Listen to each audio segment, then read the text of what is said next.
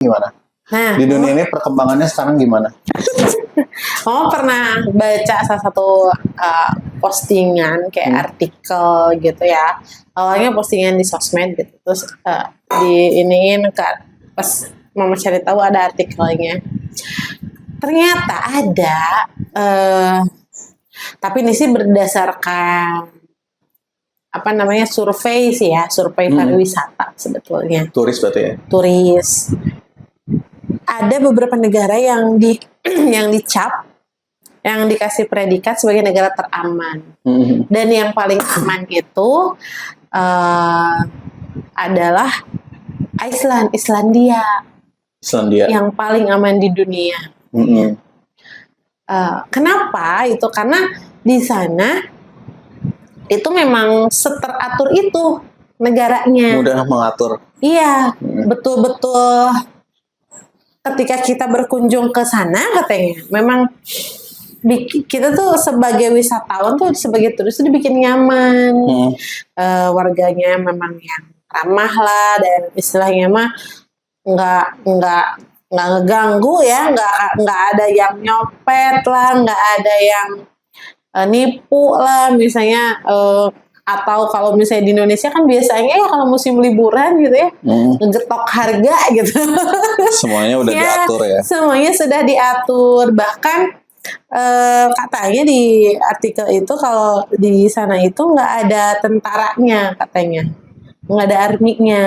Ada polisi. Adanya polisi doang. Polisi juga yang berjaga itu nggak bawa senjata karena saking amannya katanya gitu. Polisi nggak bersenjata karena dia udah tahu mungkinnya potensi. Iya, memang kecil lah. Iya, kemungkinan untuk terjadi kejahatan-kejahatan yang menggunakan senjata, mau senjata tajam, senjata api gitu ya, itu kemungkinannya sangat kecil. Bahkan mungkin nggak ada gitu, sampai vandalismenya aja katanya nggak ada. Iya. Nggak ada coret-coret. Tapi siapa masih maklum gitu, ya katanya. Kalau misalnya Islandia kan populasinya kecil. Iya, sedikit. Pertama populasi. Wilayahnya juga kan nggak sebesar Indonesia. Ya kalau wilayah negaranya tuh nggak terlalu gede. Dan populasinya sedikit juga. Jadi ya lebih mudah lah mengatur kayak Singapura. Macam Singapura kalau di ASEAN tuh macam Singapura sama Brunei. Lebih enak gitu kan, mengkondisikan gitu kan, menciptakan sistem yang ideal tuh lebih mudah. Cuman yang kata mama sebenarnya memang sih pemerintah itu akan lebih mudah mengatur, tetapi kan balik lagi ketika kejahatan itu kan kadang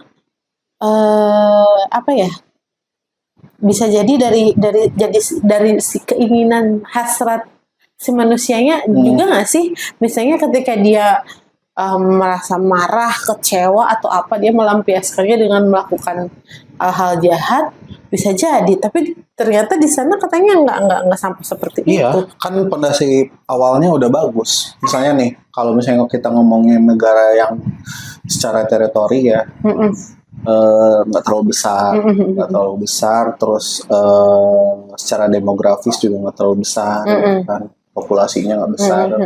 Jadi pertama pondasi dasarnya pendidikannya udah pasti lebih bisa terkontrol. Nah itu. Jadi bikin kayak kita ngomongin pendidikan terbaik Finlandia segede apa gitu. Iya betul. Jadi ketika dibandingkan dengan negara Indonesia gitu yang segini besarnya dan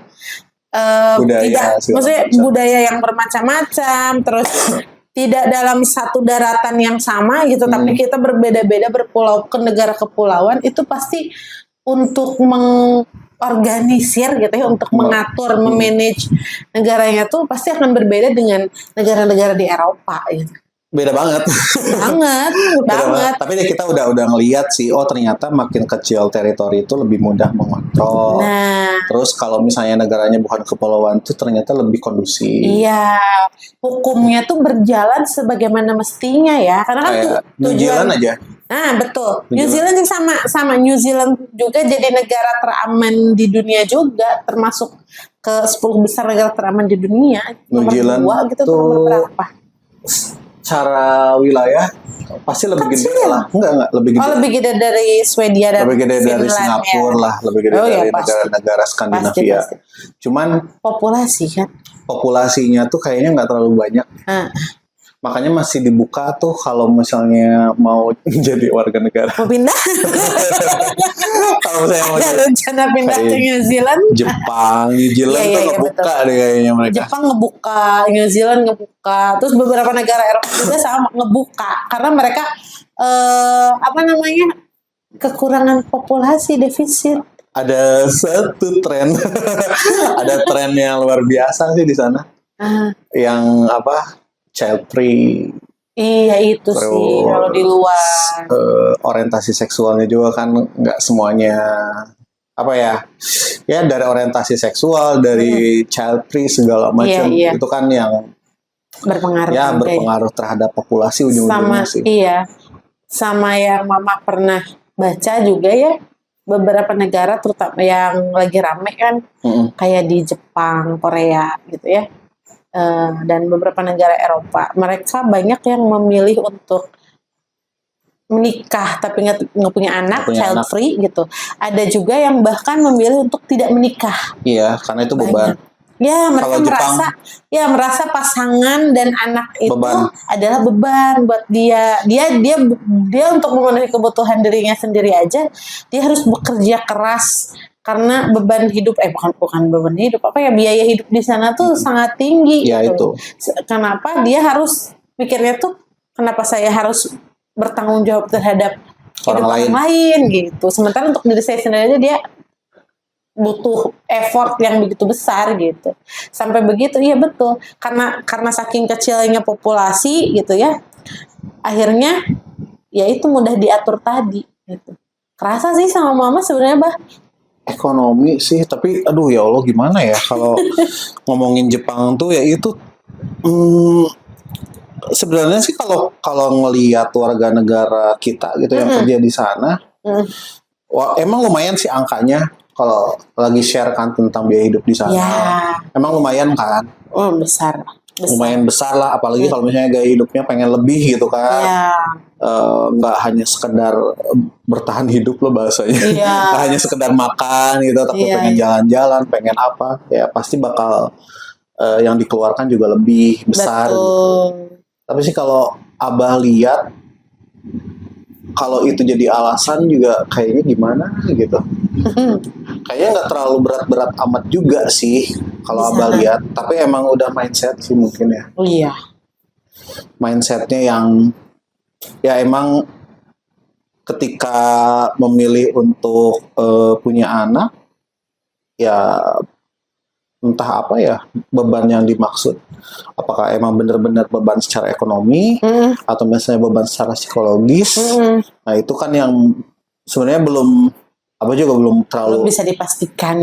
Belum terlalu paham juga sih sebenarnya alasannya tuh kenapa populasi di sana tuh makin bukannya bertambah malah berkurang ya tiap makin tahun berkurang gitu kan. Ya itulah pasti ada ketakutan sih. Betul. Cuman kalau kita ngomongin tentang kejahatan, Mama tahu nggak sih sumber kejahatan itu apa? Apa? Rasa takut. Oh iya. Fear ya. Dari rasa takut tuh, itu tuh ngaruh kemana-mana.